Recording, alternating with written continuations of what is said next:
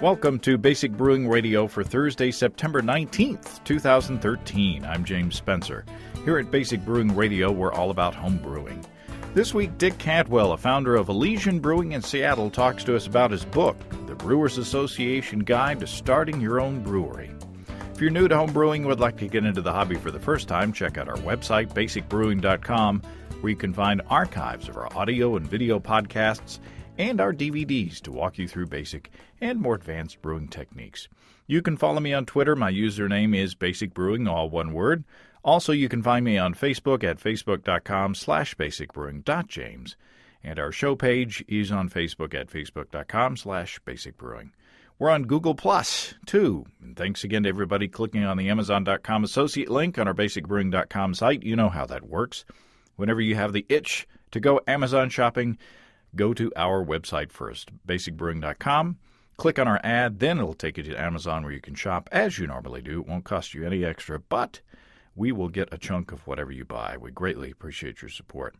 We also have associate links for Brew Your Own magazine and the American Homebrewers Association on our site, too. You can find our Basic Brewing iPhone app on iTunes and our Android app on Amazon.com. We're on the BlackBerry podcast directory, and we're on the Stitcher app as well, and we're on the Windows Phone directory, too. Check out our Brewer's Logbook at basicbrewingshop.com, and the front is a blank calendar that you can use to track your fermentations and plan your brews, and there is room in the back to log the details of up to 50 batches of beer. If you want to put a tip in our tip jar, some coinage in our guitar case, you can go to basicbrewing.com/support, and thanks to everybody who has done so already. And finally, you can protect your precious beer with one of our growler bags. Check those out at basicbrewingshop.com. There is a new Basic Brewing video out there. In this week's episode, we try my spur-of-the-moment Saison that I wrote about on beerandwinejournal.com. I showed you how I brewed that one on the show. And also on the show, I spring a surprise on Steve. I did a little experiment. I bottled some of the beer in some of those 16-ounce aluminum pint bottle can thingies that one of the big boy beers is packaged in. You know, it looks, the bottom part looks like a can, and then it tapers up into a resealable wide mouth, of course, wide mouth, because you want to drink that stuff as quickly as possible, apparently. Anyway, it's a resealable can bottle thingy, and I just said, hey, it's resealable. It's like a bottle. I'll just bottle my homebrew in it and see if it works. Did it work? Check on the video episode to see. Lots of rain and flooding out in Colorado recently. That's the beer mecca, of course, and I've been reading reports from there, and it sounds like some scary stuff.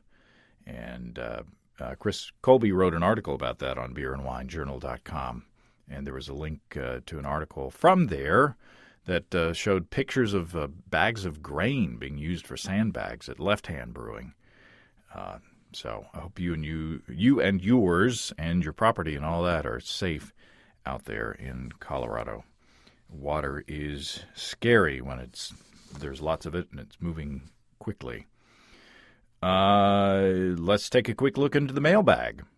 Neil from Nuchitsa in the Czech Republic wrote this. Neil says, I just finished listening to your last show with Chris Loring and thought I would suggest a name for his style of operation that is more appealing than gypsy brewing. Like him, I also have a great love for Czech beers. In fact, I've lived in the Czech Republic for the past 8 years or so. There's a brewery here that operates in a similar way to him. They don't have their own premises. Rather, they move from place to place, brewing different beers in different Czech breweries. They call themselves Pivovar Nomad. That's Nomad Brewing. I think it's a much nicer term for this type of operation. It sounds good to me.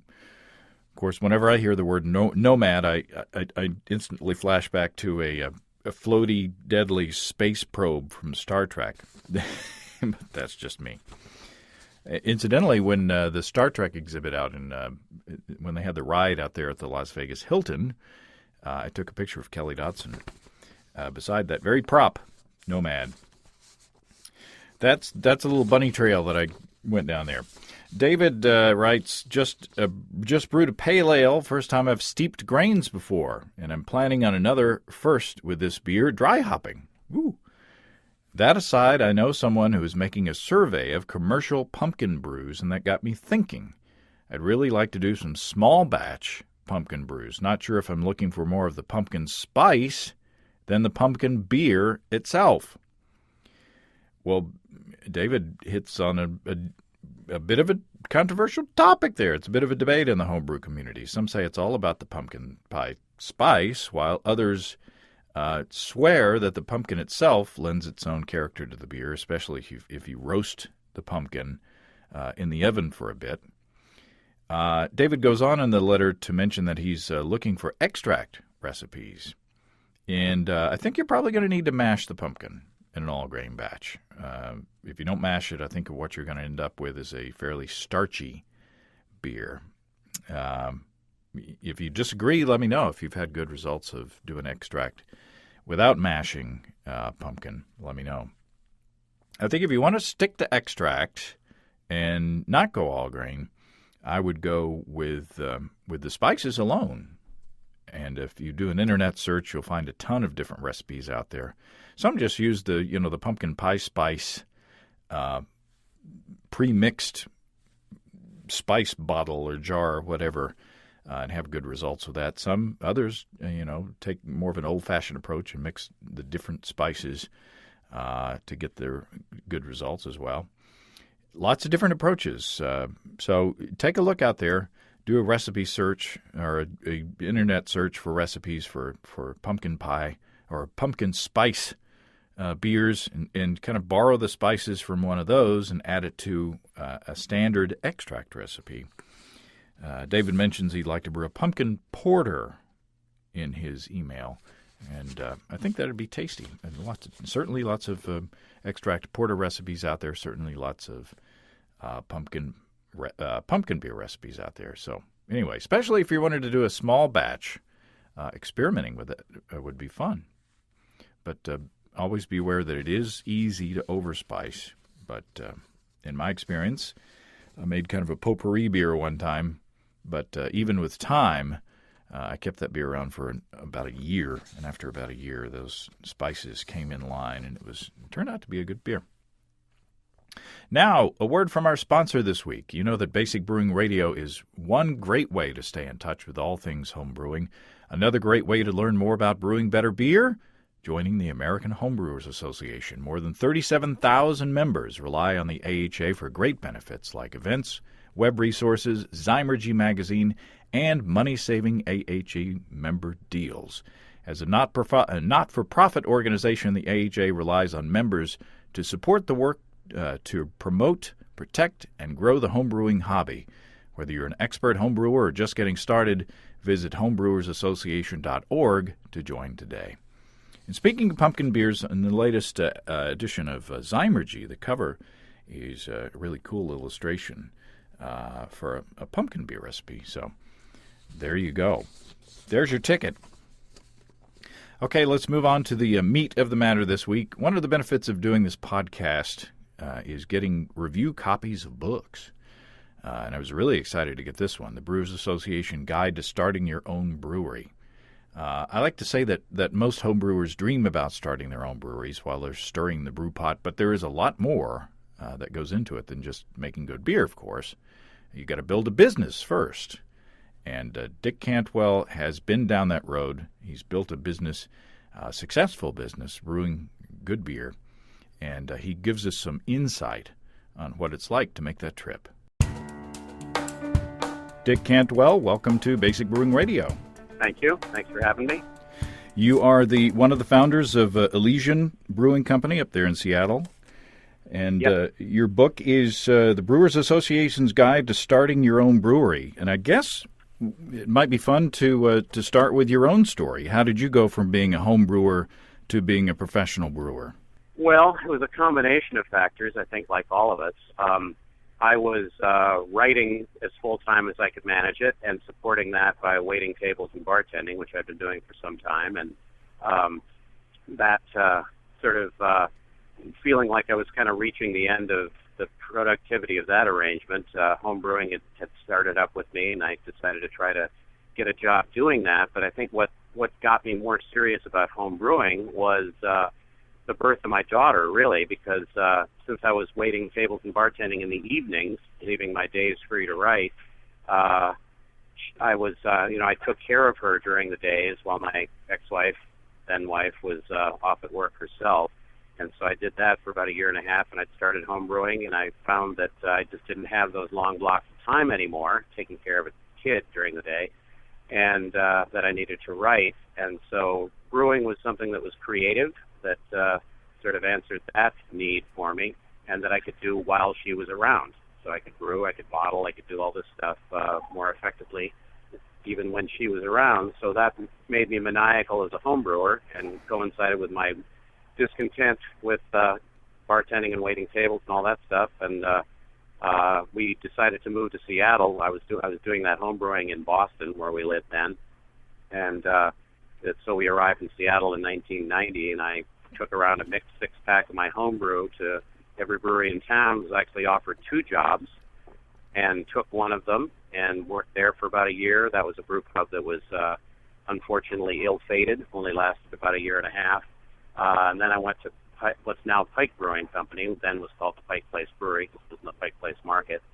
And I worked there for 2.5 years. Then I was recruited to become the head brewer at Big Time Brewery and Ale House in the University District here in Seattle. And while I was there, I was put together the business plan with my 2 partners, and we started Elysian in 1996. So you had some on-the-job training. You didn't go straight from the kettle on the patio to your own storefront with your own brewery. You kind of got to know the ropes along the way. Yeah, that's right. And that's a course that I really do recommend, not just here in this conversation, but in the book. I think it's a great way to learn the ins and outs of the business. It's a great way to earn your chops as a brewer, to work for somebody else, hone your skills that way, rather than, I think, an awful lot of people are just jumping directly from being a home brewer to starting their own businesses. And, it's a different model, but I think it's certainly advisable to get some training. Your book, when I read your book, it reminded me of a video that I once saw from the Arctic Alaska Fisheries Company, which was based in Seattle. I don't know if it's still around or not, but this was a recruitment video, but it wasn't so much a recruitment video as it was a discouragement video, because they showed this to potential new hires. And what they wanted to do was to give you a realistic view of what goes on a fishing vessel, because it's near impossible to get home once you're out in the middle of the ocean and you decide you don't want to be there anymore. So, this video was kind of a dose of reality to these, mostly college kids who were wanting to make a lot of money over the course of a summer fishing in the waters off of Alaska. So I get the same, kind of impression from your book, in that if you make it to the end of that Arctic Alaska video and you still wanted to go on the boat, you were well prepared. If you get to the end of this book and you still want to be a professional brewer, at least you have kind of an idea of what you're getting yourself into. Yeah, I certainly don't mean to be discouraging, and I hope it doesn't come off that way, but I have gotten, both kinds of responses from people about the book.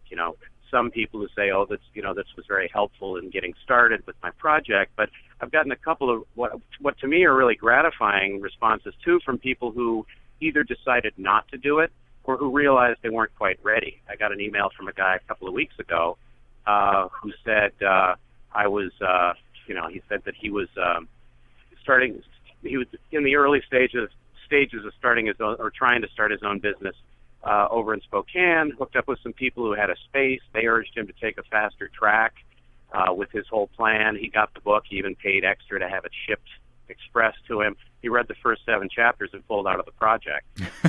He said he still wanted to start a brewery, but he realized that there was an awful lot of stuff that he hadn't considered, that he needed to consider more. And one thing he also said was that he figured he needed more money to get going. I mean, I'm not saying that you have to do things absolutely top drawer. We certainly haven't. I think there's a lot of satisfaction in doing more with what might be considered less. But I do think, I've seen some pretty sketchy equipment in some very small breweries that makes me nervous about what the quality of the beer is going to be like. And I think people at least need to consider it. And when I wrote him back, I said, yeah, I want people not only to know what it's like to start a brewery and start making beer on a commercial level and in commercial quantities and qualities, but also to have their business be sound. Yeah, in fact, in your book, it is most of the book in the beginning is talking about planning your business, organizing your business, financing your business, and then at the end it's, oh yeah, here's some tips on brewing at the end. I figure people, they're brewers presumably, so they don't necessarily need my tips on how to make beer. I figure we all have a certain level of proficiency as far as that's concerned. But I do feel like there are a lot of aspects that people who haven't started a business need to be aware of. Yeah, it's got to be a business, a good business first, or else there won't be any beer produced. Right. So, if there is a person who is, we all standing around the brew pot have visions of selling this, saying goodbye to the man, our employer, and selling this stuff that we love to make and doing that for a living. Other than getting, experience in commercial establishments, what do you think is the first step, or are there several steps that have to be taken at the same time? That's a hard one. I think the latter is probably the case. There are an awful lot of things that have to be done at the same time. Back in the early days, part of it is the maturity of the movement. Back in the early days, a brewery could come out with a single beer, and just the novelty of producing beer was enough to at least attract people's attention. Then people started developing styles and all that stuff. And these days, the market is so broad and so varied that you really have to have a plan. You really have to have plotted a course in terms of what the products you're going to be making are, and what your identity is, and how it's all organized, how it's all put together. So I think you have to have a lot of sort of conceptual steps taken before you really even think about taking the first step in terms of producing beer. Does that answer your question? I'm not sure. Yeah, I think, and you mentioned a plan. You actually have in the book your business plan for Elysian, which was there's a lot for those who aren't familiar with business plans. You're basically coming up with the whole thing on paper, and that's got to be a really useful exercise. Yeah, well, like I say at the beginning of that chapter, a business plan is like a treatment for a screenplay. You're sort of sketching out what a project might be like if it's allowed to come to fruition, if it's allowed to get started. And that was really interesting for me, too, to go back and look at our business plan and see that, we really actually did a pretty good job forecasting where we were going to go and what we were going to do. It took a little longer than what our plan said it would.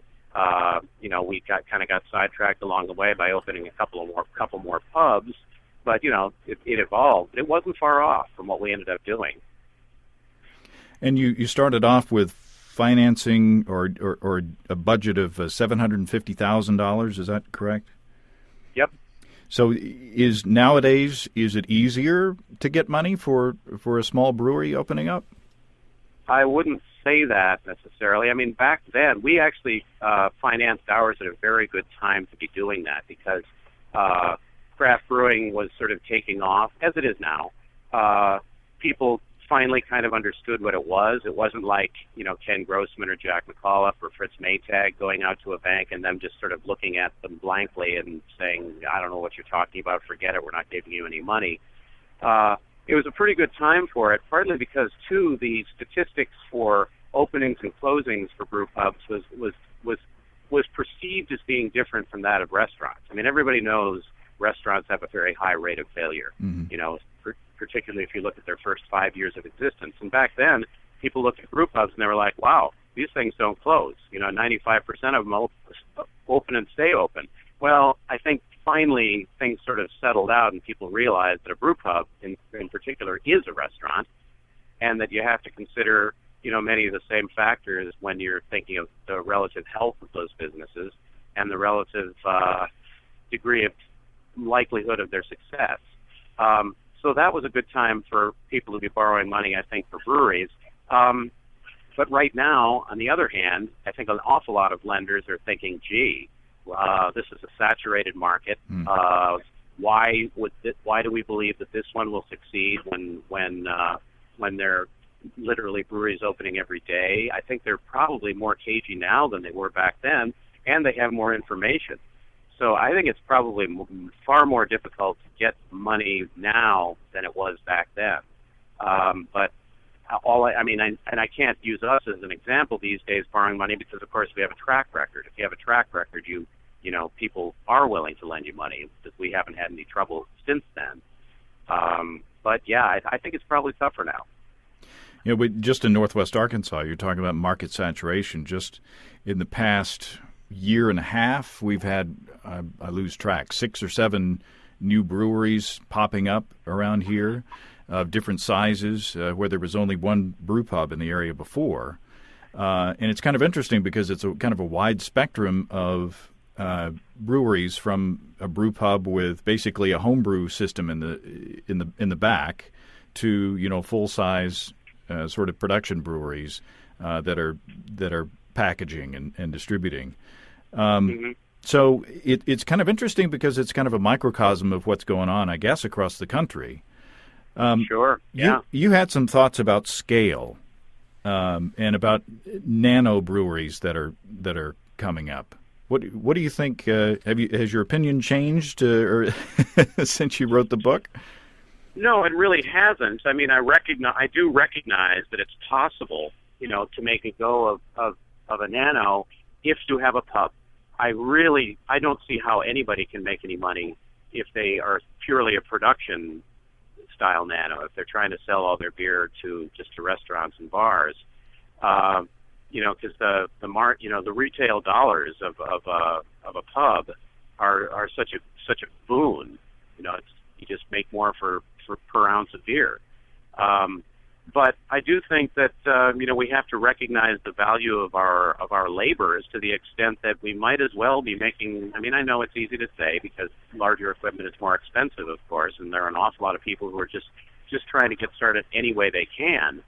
But I think there's a lot to be said for making 4 or 5 times as much beer with a day's labor than the people who just turn out a keg at a time.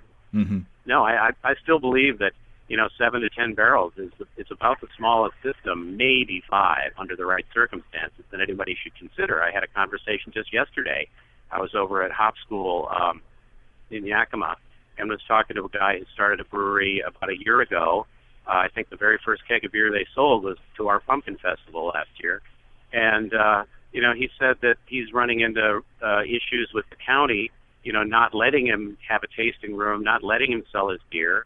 And, he said, he sort of took the words out of my mouth, although I wouldn't have said it because it would have made him feel bad. But he said he probably should have looked into what was going to be allowed before he opened the doors. There's an illustration, too, of just being advised as to what the legalities of whatever is. But he was saying he was probably going to have to move, that it was making it very difficult for him to operate because he couldn't sell beer on the premises.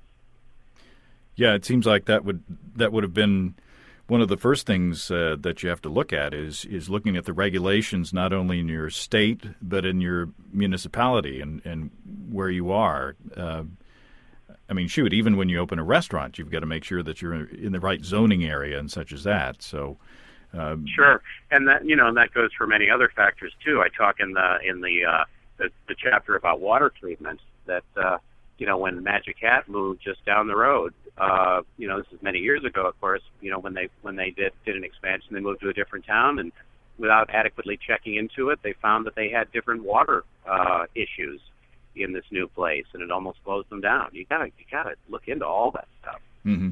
We've got one of the breweries that opened up here in Northwest Arkansas is having issues because they're on a septic system instead of a sewer system, and so they undersized their septic system. So now they're having to deal with that. So yeah, sure. But that's just one of many issues that you've got to look at.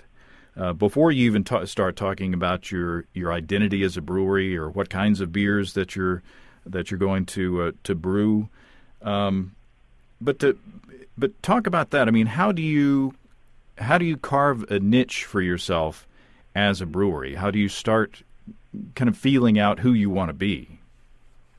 Well, that's a tough one. I mean, it's kind of a chicken and egg thing. I mean, you got to get started somehow, but how?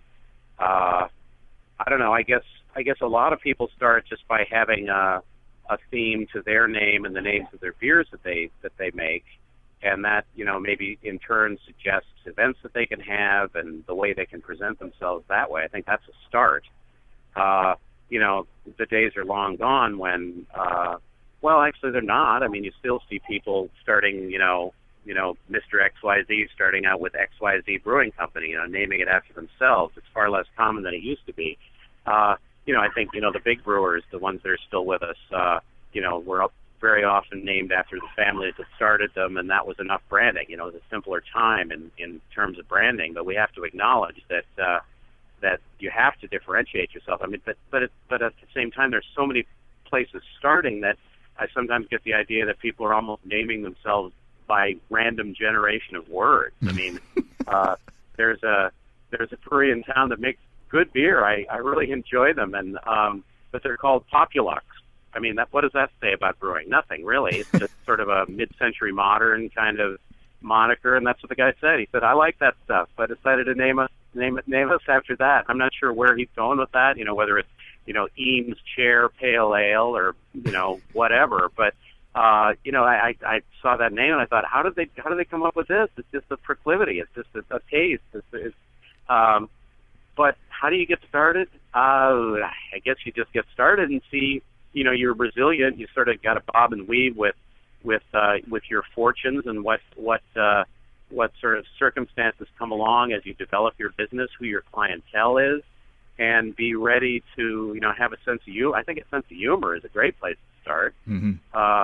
You know, you react to your customers, you react to what they like and who they are, and you just sort of be ready to retool at almost any instant. And whatever name you pick has got to be approved by the government, doesn't it? Approved by the government and not taken by somebody else. Yeah. You know, that's a huge issue these days. You know, every time we come up with a new beer, we do a search for, you know, the names that we're thinking about, and an awful lot of the time, the name we're thinking of has already been used. Mm. And it's not always a huge issue, say in a pub, but down the road, say you want to package that beer, you're going to run into trouble if somebody's got it first. But yeah, sure, the government has to weigh in, and the government, you know, is also behind schedule because of all the breweries starting. I mean, they're not only have they been cut back in terms of personnel, but they're overwhelmed with applicants who may or may not even get going. But they've got to look at all these things and take them seriously, and that takes time.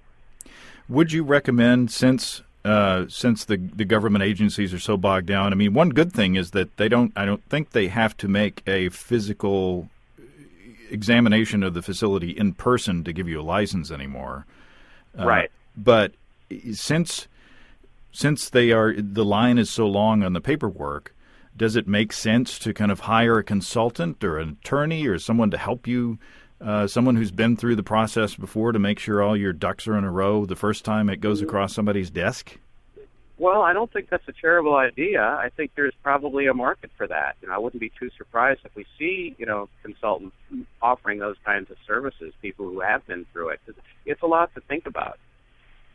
But on the other hand, you'd probably better be aware of it on a, you know, just in a first-hand kind of way, just to understand what the entities, the agencies, and all that stuff, you know, to whom you're beholden. You need to sort of just have an awareness of that. So handing it off to somebody else might get the job done initially, but you'd better pay attention to what they're doing too. Hmm. And I guess the craft brewing community is still pretty friendly. At least it is around here. So if you want to get into the business, I guess one possibility as well is that you could buy a beer for one of your potential competitors, and kind of pick their brains on the pitfalls of going through the system. Sure. Too. People do that all the time, and yes, you're right. It's a very friendly industry. I think particularly at the brewer level, we've all managed to more or less ignore the fact that we are competitors. And yeah, I mean, I talk to people all the time about various issues and give people advice. I do make the point in the book too that you have to be, you also have to be mindful and recognize that you are taking somebody's time, and don't ask too much of them. But people are generally willing to offer advice. And you mentioned the word collusion somewhere in there about about talking about Sure. pricing of products and such as that. So you want to be kind of aware of those pitfalls as well. Yeah, absolutely. Talk about the pros and cons of going with, say, doing self-distributors, distributing your beer yourself versus signing up with a distributor, if that option is available to you in the area. Yeah, well, I think, it's certainly possible to self-distribute, and I think it's very, very important that we all continue to fight for the right to self-distribute. In many states, you're not allowed to do that. I think it's another way of, being able to keep your costs down.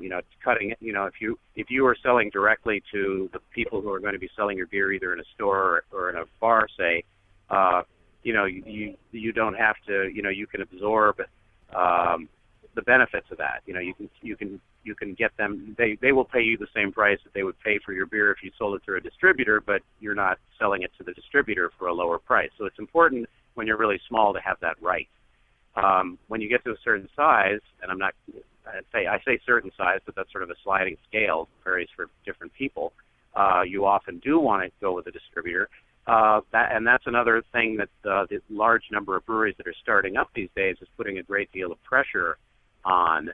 Because distributors only have so much bandwidth, they can only take on so many brands. Mm-hmm. So it might be difficult for people to attract the attention of a distributor to even get somebody to be willing to distribute their beer. Probably the best way to do it, of course, is to be a success and be a brand that is appealing to a distributor as you're trying to appeal to retail customers as well. But there are pros to both sides. There are cons to both sides. But the point I try to make above all in the chapter about distributors and how to manage them is that you need to make sure that once again that you're prepared in terms of knowing what the laws are governing the agreements that brewers and distributors enter into. But you need to make sure franchise laws. You need to know how strictly bound are you to a distributor that you take on. It might be easy for some brewers to be flattered by the attention and just say, oh yeah, I'm going to go with this distributor because they want me. But 2 years later or whenever, you might find that the relationship is not working and you're stuck in it because if you're in a state where franchise law is ironclad. So there's a lot to know about in advance once again, and there's a lot to think about as you go along and as you get bigger. Yeah, in Arkansas, I've heard of stories of good breweries from out of state signing with the distributor that doesn't actually do anything with that relationship, and so nobody can get the beer because that one distributor has got the contract and is sitting on it. Yeah, unfortunately, that's something that comes up. Sometimes a distributor will take on a brand even though they have no intention of doing much with it, in order to keep it out of the hands of another distributor. What about shelf? Craven, but it happens. And then what about shelf space? Even if you have a distributor that wants to sell your product, my gosh, there's so many there's so many good beers out there. In addition to all the iterations of the macro brews out there, that there's only so much shelf space or tap space for new beers. So it's true. That's another thing that you've got to factor in. That's another thing that makes a brew pub a very attractive option for people starting breweries because, I make the point in there time and again that I don't think I actually use this phrase in the book, but I have in plenty of talks since that a brew pub properly put together is a fortress. Mm. If you control the sale of your beer and you have a loyal clientele that will come in and drink it on your premises, you are immune to many of the considerations of shelf space. You also shelf space and tap space in other bars. It's easy to say that because, of course, you're still part of the bigger picture, and people still have all those other options. And but if you've got people coming into your place regularly, that is a very attractive thing. But yeah, shelf space, tap space, those are along with the acquisition of raw materials and distributors' attentions. Those are probably some of the biggest challenges to people start getting started as we go into the future. I mean, ideally, what you want is you want customers going into stores and bars and such and asking for your product and asking for it to be put on the shelf or on the taps. But you've got to build that reputation first off. Sure. So you spend a lot of time talking about the sort of architecture, the organization of your company as you start up, talking about the differences between sole proprietors and C corporations and S corporations and LLCs, and there's a lot to think about in that as well. And it's not the sexiest thing in the world. No, it's pretty boring. It's not making beer. But again, if you don't have a solid foundation for your business, you're not going to be making beer for the future. So there's a lot that people have to think about as far as tax liability and share of ownership and all of that. So a lot of food for thought in that area. Yeah, and how you organize your company, affects everything down the road. I mean, I can think of lots of breweries who have different models than we do. People, for example, who have a certain way of doing business and dispersing profits and all that stuff dictated by the decisions they made going into it. A lot of people feel like, I just want to do this any way I can. I'm going to take this sort of path of least resistance in terms of getting started. But obviously those decisions affect you throughout the life of your company. For instance, if you start as a sole proprietor and then something happens, you could lose your house, essentially. Sure, yeah. So again, a professional professional consultant might not be a bad idea. And then there's the people who work for you. I mean, if you build a business, you're going to have people helping you with that, and there are all sorts of human relations issues that go along with that, and regulations with employment and all of that. You got to buy the poster and put it on the wall with all the all the required postings. Yeah, maybe when you start your business, you think you're getting away from working for the man, but then you realize you are the man. Your boss is a jerk, and there's nothing you can do about it. That's certainly a possibility. But then there's then talking about your people, you talk about safety a lot because a brewery is full of hazardous conditions, and there's been some news in the past year or so, and recently, of unfortunate accidents in commercial breweries. Very tragic stuff. Unfortunately, craft breweries are, often sort of seat of the pants operations, and not enough consideration is given to safety. That's why I hammer on it, because no matter what your size, you've got to build that stuff in from the beginning. And compounding it potentially is the fact that you're making beer, and there may be the temptation to have a lunchtime tasting, which, may dull people's sensibilities before they go back out on the floor in the afternoon. Hopefully, people manage that kind of stuff. Yeah. Oh, yeah. I think people are getting stricter about that all the time. It just makes sense. Sure. We've only scratched the surface. And I like the way that your book is organized, and I like the way that you attack each subject. It's kind of a no-nonsense, get down to business, talk about what you need to talk about, and get out kind of a thing. And there are little summaries at each chapter, highlights at the end of each chapter, which is also handy. Yeah. But at the very end, you say the epilogue is called "You Can Do This." So after you go through all the stuff about, all the things that people are going to have to take a look at and manage, and it's going to be different in every situation, you come out of the huddle as a coach, saying that you can do this. Well, I think you have to take an essentially optimistic tone. I mean, my thesis really is not don't start a brewery. It's not the Brewers Association guide to figuring out that you don't want to start a brewery. I mean, I hope that my message is practical rather than discouraging. But yeah, I mean, I think we come at this from different angles. I think it's one of the things that makes our movement very interesting. is that we all did other things first, and we have different skills. Some of us are good at certain parts of running this kind of business. Some of us are good at others. That's why partnerships are helpful, because, I remember going into ours, the three of us all each of us felt like we were doing the easiest part. But yeah, you have to overcome your misgivings about, what kind of person you think you might be with regard to starting a business, and realize that that's what you're going to do. Yeah, I don't want to give the impression that the book is a downer. It's not. If I were 20 years younger, it would be inspirational. It would be the seed to... Well, there are a few laughs in it, too. Yeah. Yeah, it's an enjoyable read. But at 48 years old, this seems like a lot of work to me. So I think I'll stick with the home brewing, and that'll be good news to my wife, because she's probably been wondering why I've been carrying around this book, reading it. So it might be a relief to her. But it is a good. Have you got any news as far as Elysian goes? I mean, y'all have been working with New Belgium a lot. Yeah.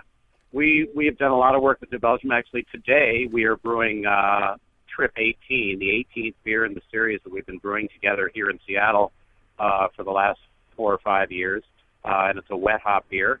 So that arrangement is healthy and ongoing.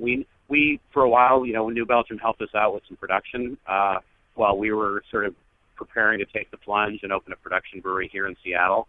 We haven't brewed there for a couple of years now since we opened that brewery, well, a year and a half anyway.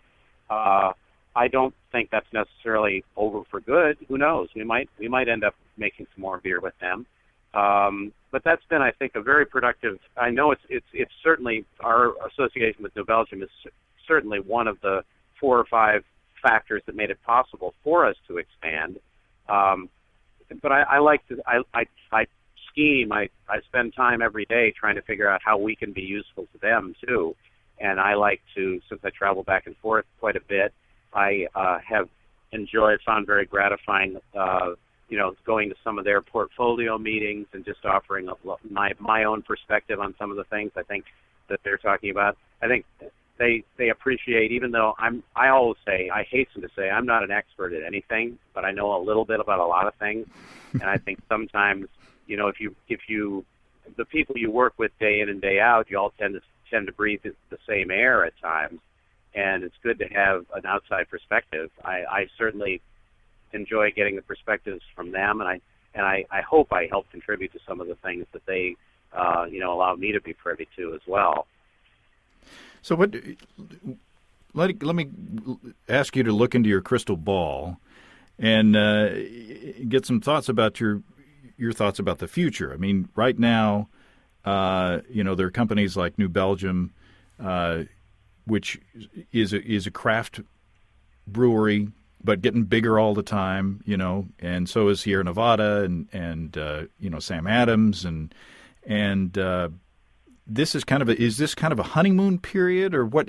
At what point and this may be a trick question, but at what point do large craft breweries become macro breweries, or is there a line? Well, I mean, that's really a tough one. I mean, there have been lines drawn so far. I think most of the lines that have been drawn are essentially arbitrary. For example, the line that the government set as, what would the tax differential, where that occurs, what is a craft brewery? We've gone through a very difficult discussion over the past few years, trying to enlarge the number of what the definition of a craft brewery can be, whether it's 2 million barrels or 6 million barrels. But the thing is that even 6 million barrels is a far, far cry from the 100 million barrels that, Anheuser-Busch make. Mm-hmm. So is there a line? It's more like a gulf. I think, I think if Sam Adams grew 15 times, they would be approaching, or more than that. I mean, it's just, there's just such a vast distance between, the amounts of beer that those guys make and the amounts of beer that we make. I think we naturally cluster together. And, if the definition were even larger, we would still be far from where they are. I don't know. It's a tough one. But I think it's important to recognize the differences between what craft breweries do and what bigger breweries do. I don't know. It's a tough one, but I think it just seems obvious to me what the differences are. Well, I hope that as these breweries, as all these breweries expand, that they'll kind of maintain that corporate culture, as they say, to have as much fun with the beers they seem to be having. To me, that seems to be the key. Sure. I also feel like to be responsible, I really need to continue what I was just saying and recognize also that we share a lot of aims and ambitions and pursuits with the big brewers. We have to recognize that we are in the same industry. We face a lot of the same regulatory and taxation issues. And as much as we can, we need to be aligned in order to maintain the rights and responsibilities that we all share. Sure. Well, Dick, this has been fun. If people are serious about wanting to start a brewery, this is a good read. It will give you a dose of reality, and also it'll be a good reference to make sure and come back and make sure that all your T's are crossed and your I's are dotted, and such as that. Yeah. Well, I appreciate the attention. Thanks for reading it, and thanks for taking the time to talk to me about it. Well, thanks again to Dick. Once again, the book is not a downer. I didn't mean to give that impression, but it is a ton of good advice and a good overview of the kinds of things that you have to think about if you decide to go pro. It's it is challenging, but of course it's not impossible because lots of people are doing it all the time nowadays, even around here. So if you know what's ahead, maybe you'll be better prepared for what's coming along. So lots of good advice in that book. If you have brewing questions, showing suggestions. I've never read this copy before. If you have brewing questions, show suggestions, or just want to say howdy, write to james@basicbrewing.com, or just fill out the contact form on basicbrewing.com, and please don't forget to tell us where you're from. Our Basic Brewing growler bags are available in our shop. Protect your precious home brew and craft beers. You take it from place to place. Check out our support link where you can throw a couple of bucks into the tip jar by subscribing financially to our podcasts. Be sure to check out our DVDs, Extract Brewing and Partial Mashing, Stepping into All Grain, Low-Tech Lagering and Decoction Mashing, and Introduction to Wine Kits. You can find them all on our site. We've got combo deals to save you a few bucks if you want to buy more than one DVD at a time. And you can check out our Basic Brewing shirts in the store, too. Our Brewers logbooks are in the store as well. Keep track of up to 50 batches of beer. That is required equipment around the brew pot. You can see a listing of fine folks across the country who sell our DVDs on basicbrewing.com. And if there isn't a vendor in your area, you can order them online in our online shop at basicbrewingshop.com.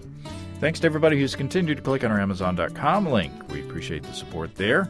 Our featured products this week that were purchased through the link are Elenco Electronics TL16 Banana to Large Alligator Test Lead Set. If you want to hook up a banana to a large alligator and do a test, I would suggest you be careful. And Sunlight Thorn-Resistant Presta-Valve. That's one of those that I had to click on the thing to see what it was, and it's a bike thing.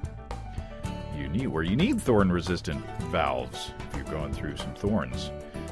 Thanks again, everybody. Remember, I can't tell who bought what, so no worries there. Just click on the Amazon.com logo on our site the next time you feel like Amazon shopping. We greatly appreciate your support. And while we're talking about the Amazon thing, here's a tip from Max down in Georgia. Max says, here's a trick I learned and now starting to use with regard to Basic Brewing connection to Amazon. Instead of trying to remember to go to your site each time I want to shop at Amazon, I did the following. I went to basicbrewing.com, clicked on the Amazon link, and then entered the entire URL address, which included your Basic Brewing info, into a bookmark. And that's how Max does it now. You put a bookmark in his browser for the Amazon link. That way he doesn't have to go to our shop or our place, our page first. But you might want to. You never know. It might be something fun on there. Longest outro ever. And don't forget that you can also join Longest Outro Ever. And you can join the American Homebrewers Association or subscribe to Be Your Own Magazine. You can do both through the associate links on basicbrewing.com. Finally, that's all until next time. Until then, thanks for listening, everybody. I'm James Spencer. Production out for Basic Brewing Radio, and our website is provided by Kelly Dodson, who has been photographed next to Nomad from Star Trek. Basic Brewing Radio is a production of Active Voicing. We'll talk to you next time, everybody. So long.